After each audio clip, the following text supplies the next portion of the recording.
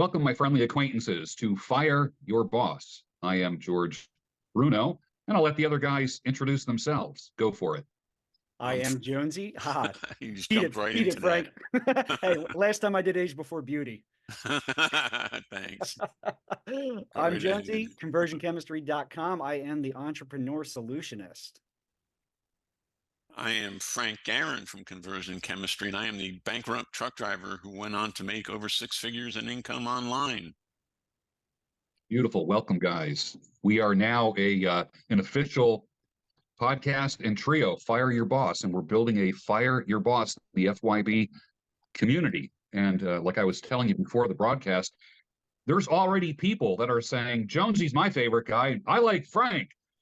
So that's kind of, you guys have your own fans already. It's even though this is what, maybe our fifth, this is our fifth podcast. So that's kind of fun. I found my beer drinking hockey crowd. That's it. That's kind of like, that's the beer drinking hockey dog whistle right there. Exactly. And I do want to say something about that. Talking entrepreneurship and self-employment, it's not easy. It's arguably harder than when I was working for an employer, but it's for myself. So yes, I'm pushing 40 real soon. I can play hockey 5 days a week on my time because I set my own schedule. Yes, that means I start at 5 a.m. some days and end my day at midnight some days. But I took a 9-hour break in between, right? That's the beauty of this whole thing is making myself rich, making other people rich, but not a boss rich. Frank, how do you do it, man? How did you leave a job and cut the cord? What did you do? Well, the last full-time job I had, I quit in 1994. That was driving a truck. And then I got a part-time job driving tractor trailer for 2 years. So for 2 years, I'd work 2 or 3 days driving and 2 or 3 days on my own business. And I'd get as close to 40 hours as I could in those 3 days. So it was almost a full paycheck. I did what I needed to do. And the day I left, I'll tell you what, guys, I still miss to this day driving a tractor trailer. My pickup truck is a stick shift. I took a lot of pride. My Uncle Donnie was a tractor trailer driver. My grandfather, on his side, my dad's side, was a tractor trailer driver. So I was either going to be a train engineer or a truck driver when I grew up, because those are two things I love: trains and trucks, right? And the way I did it, to be honest with you, I listened to a whole bunch of Amway training tapes. Now, not about the business, but about the mindset. And I would tell somebody to this day that some of the stuff that was available in the 1990s and early 2000s, like say from 1990 forward to the early 2000s, my cousin Rudy was an Amway. He was the only other person in the family I knew besides me and my dad that took a chance and went out on his own. Those Amway tapes, man, I don't know. I just listened to them every day. Howard Stern would go off at like 10 or 10:30 in the morning, switched right over to Amway and self-improvement, and got Guy Finley, who I'm still a student of, almost 30 years later. I listened so much that I actually believed it was possible. And that's what got me through in the beginning. And it was a little scary. I mean, I wasn't making $1 million when I went full time. I remember the first time we made $5,000 a month, I was like, oh my God, we're rich, But thing is, you have to be here to make the money, because it is. You set your own hours and everything, but it's still work. I work every day just about. And the thing is, I really feel, George, and I think this is what Margot may be going through, until the pain of changing, no, I said that wrong. Until the pain of staying the same is greater than the pain of changing, most people will not move. It's like that boiling a frog in a pot, You turn it up real slow, real slow, real slow. They don't feel it. All of a sudden, you just boil the frog in like 5 minutes. People think that that's the only way it's working for the man, and that's bullshit. Yeah. I mean, I've done, August the 4th will be 28 years. Oh my God, that's a lot. Yeah, because I went full-time in 90. Yeah, 28 years full-time. If I can do it, anybody can do it. I mean, seriously, man. My ex-wife, I didn't even know the computer that well. I used to have to say, Marie, come here and help me save an Excel spreadsheet. Marie, I have to boot up and shut down. What do I do next? So if a mutton head like me could do it, anybody could do it.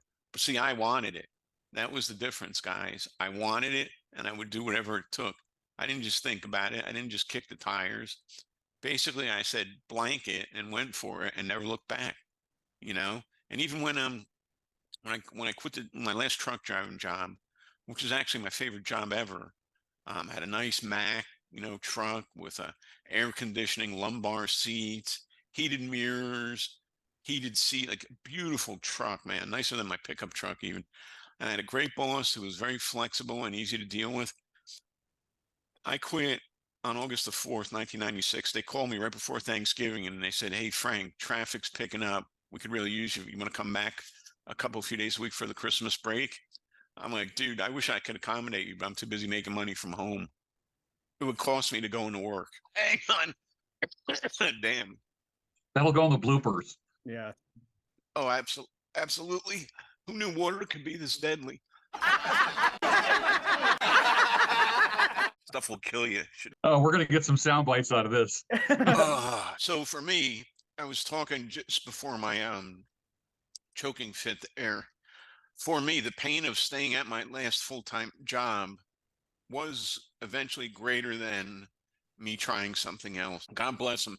If he was alive today, and unfortunately he isn't, I would embrace that man. I would hug him and tell him I loved him. And I would say, "Chuck, thank you for being the boss you were, because you, sir, were the exact reason why I am where I am today, because I couldn't stand working with you anymore, babe.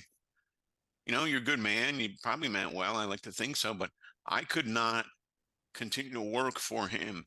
And the other thing too is I went back to school in my late 20s and early 30s, and I got my associate's degree in logistics management, transportation management.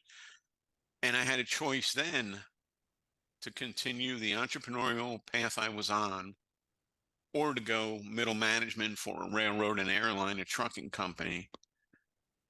And it gets scary. It was just like that November that year when P. Jack's Trucking, my boss said, "Hey, Frank, you want to come back just for the holidays?" It is a scary thing, but you know what? Why not you? What's so special about any of us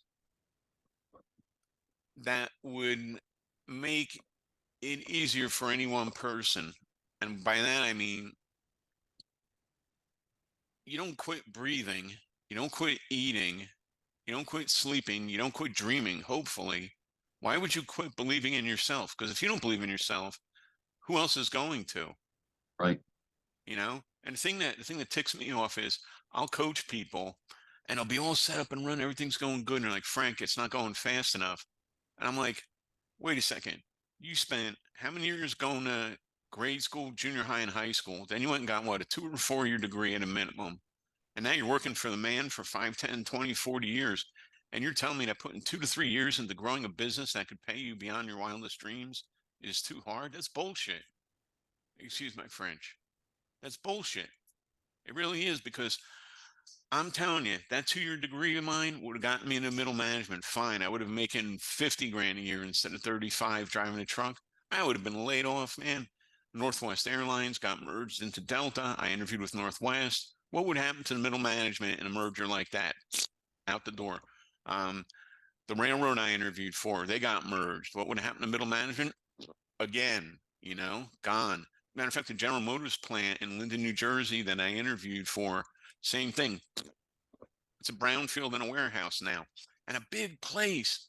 My God, when I drove truck, I used to take stuff from Michigan, like Saginaw and Lansing and places like that, and bring it to places like this GM plant. And it's gone, and it's been gone, and it's not coming back. There were 2 Ford plants in New Jersey, both gone. This GM plant in Linden, you would never know what was there.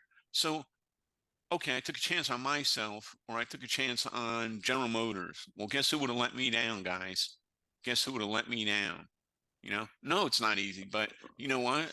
Neither is being married, and especially working for the man. You think it's easy because you go numb. That's why you think that's easy. You do the same damn thing every day and you sleepwalk through life. That is not how a man or woman was born to be. You're born to be sovereign. And by sovereign, I don't mean tutti frutti stuff. By sovereign, I mean you were born to be your own person. You were born to make your own future and choose your own future.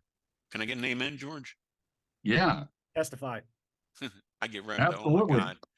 I get so revved up at this because people don't even try. They'll spend all this money on stuff like a college degree. And believe me, I'm glad I got my degree because it taught me discipline. I didn't even have to take algebra in high school. I had to take my first elective, not elective, my first required course was remedial algebra. I finished that algebra class. I knew my stuff because I paid for it, right? And the thing is, the man is not your mommy. The man is not your daddy. When you're an adult, you're your own mom and dad, and you need to take that to heart. You need to say, what can I do? And it's very hard to be sort of existential about it, like to look at yourself as a product or a brand, for example. Um, it's hard, but you have to do something. I mean, listen, I'm glad there's people working in the supermarket because I get my food when I need it. It's fresh, no hassles. I'm glad my mechanic chose to be a mechanic because I trust him basically with my family's life. I mean, the minivan and my pickup, the kids riding them, I'm trusting him with my life. I'm glad he's a mechanic. Not everybody's born to be an entrepreneur, and that's not a bad thing. But the reason you're listening and watching this right now is either you're crazy bored and for some reason you get your giggles out of us, or you're serious about being something different. And I would urge, beg, and implore you not to give up on yourself and just give it time. Because when it clicks, man. I tried import, export, mail order, biweekly mortgage program, liquidating excess inventory. I even tried this one thing where you went around with it, you bought this special kind of asphalty cold tar stuff, and you went out to buildings. You said, hey, can I go take a look at your roof? And you try to sell them on this stuff. You roll their roof with this cold tar stuff, and it seals better than the hot stuff. I tried everything. None of it worked. I went broke trying to make money online till finally I had tried enough and figured enough and calmed down enough and developed enough discipline that it actually worked for me. And the rest has been history. Have I had ups and downs? Hell yeah, man. You Of know, course. of course, the divorce cost me 600 grand. I don't even want to get into that, but Right. you know, but at the same point, I'm here 28 years later. And if I can do it, anybody can do it. I rest my case. I need supplemental oxygen right now.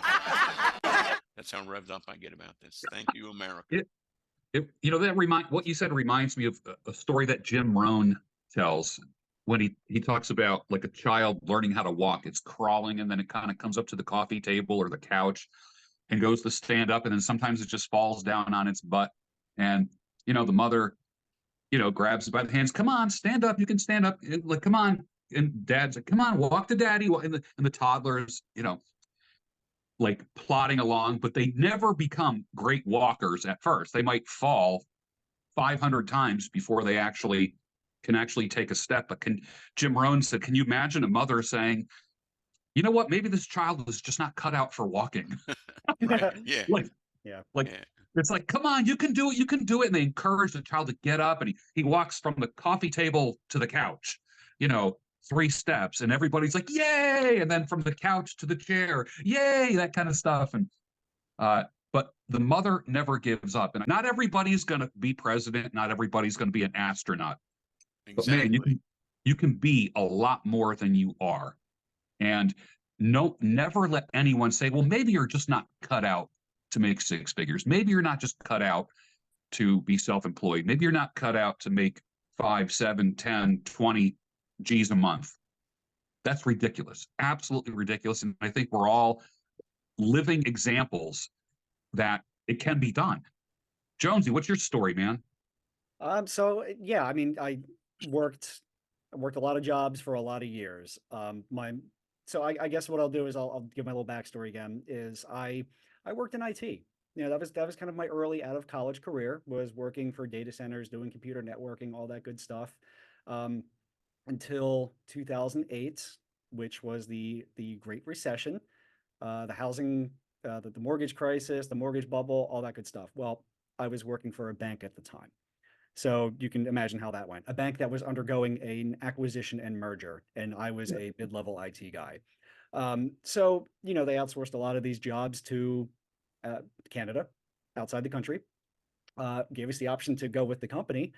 I said no to that. They, gave us a severance, and we were left to our own devices to find new employment, which is, to the point of working for an employer. That's something that can happen at any time. Yeah. All right, Frank, you mentioned we have to treat ourselves like a product or service when we're entrepreneurs and talking about our brand. The reverse is true, is that companies will always treat us like a line item.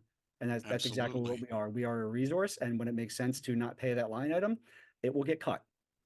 And I do want to, make a note that there are good companies and there are bad companies, and then a bunch that are on the continuum in between. Good companies that do it right. I mean, look, Frank, you said not everybody is cut out to be an entrepreneur, and that's fine, because we talk about having, as entrepreneurs, have to hire help, have to bring people on board with our vision, and that in turn has to make us one of those good employers. And I urge anybody who maybe doesn't want to be a full-time self-employed entrepreneur, find that company to work for and be happy there. You have to align with their core values. It has to be something that you, at least in part, enjoy doing, get along with your coworkers. Tons of those companies out there. Yes, they are typically small to mid businesses. But in the case of the grocery store, you got your Walmarts and your Aldis, right? Walmart's a piece of shit. We all know it. They treat their employees, their customers, their vendors, pretty much everybody in the entire supply chain like dirt. Aldi, even if just at a glance, I know that they let their cashiers sit down at the register. Okay, that to me is a far better company. If you're in the grocery industry, work for an Aldi, not a Walmart. All right. So that's that's kind of my takeaway over the past decade, is that yes, I'm expendable even at a good company. So I started working for small businesses after working for that major corporation. My first vow being I will never work for a large company ever again. Worked for retail management at family-owned businesses, whilst still keeping my hands in IT and by proxy marketing. All right. It turns out IT was just an outlet for my entrepreneurial mind and creativity. I just like solving problems. And at the end of the day, marketing connects people with products and services that solve problems. So that was kind of like me unlocking the marketer in me about 15 years ago or so. So I did, which is what conversion chemistry teaches, and what I pontificate is not so much just quit your job tomorrow and work for yourself, but build up that side hustle. All right, George, you say that every man needs a job and a vocation. That the right terminology? Every guy needs a profession and a trade. A profession and a trade. Okay. Yeah. And same thing, different words, right? Yeah. Yeah. Yeah, you need a profession and a trade, and the trade should be something you enjoy. And ideally, you can merge them both. But if not, we're going to help you monetize your side hustle, right? That's the point of this whole thing. And that's what I started doing. I was building HTML websites since the late 90s.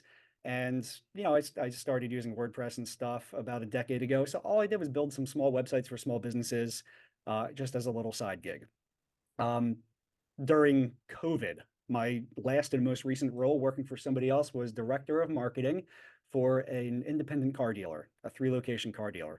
Director of marketing entailed more than just marketing, because it was a small business. It was a high-level management role with some internet sales management involved. But regardless, I got to play around with marketing, so it was a nice, fulfilling career from that aspect. The owners of the company are great. They're entrepreneurs themselves, and to this day I have a great relationship with them. But they had other managers there who frankly got in my way and made things not fun. So during COVID, I took the government stimmy, made my LLC for my side hustle, and just got a couple more clients just by being who I am. I deliver, and I don't take things too seriously that don't need to be taken seriously. Yes, business is serious. We need to be data driven. We need to have clear objectives, and those need to be delivered on. But life itself, we can't take it too seriously. And this is coming from someone who suffered through depression. I like to try to have a little bit of fun with everything we do, even in business. Got to a point where I had enough clientele on the side gig to in no way quit my job, but it was a cushion against if I got laid off, if I got fired, if something happens. I've got this monthly recurring revenue on web design and web hosting. Cool. That's the ultimate side gig right there. Hit a threshold moment where there was a manager who was brought in, supposedly we're equals, whatnot, blah, blah, blah, blah, blah. He turned out to be a dickbag and alienated everybody around him. And I tried my best to play peacemaker. And when that was not received well, I cast the dice and noped out, knowing Mhm. that I would have to go and, you know, find a lot of contract work to make up for that lost income. But I had saved up enough coin and at least had some money coming in where I was comfortable enough to do that. And it worked out because I got to keep a contract with my old company because of that relationship I created and the value I still brought to them. So it was, a lot of hard work and positioning mixed with a little bit of luck. But something I say is that the harder I work, more lucky things tend to happen to me. So it's probably not luck, it's opportunity, ethic, and positioning. So that's it. I I went full time and never looked back. And within 18 months, doubled the income I was making, working for an employer while having my side gig. Side gig becoming, which actually then split into 2 and 3 separate LLCs. And now I'm working on tripling that income. That's this year's goal. Beautiful. That's beautiful. The word that both of you used, there was one word, and we're going to talk about this. Frank mentioned brand, you mentioned brand. And that's the topic of today's podcast. We're going to be talking about branding. I think we just figured out where the split in our 1 to 2 episodes is. I had originally envisioned we're going to break branding into 2 episodes, but it sounds like the first half of this was more of the protocol and system plus gut feeling of how to position yourself to quit and become self-employed.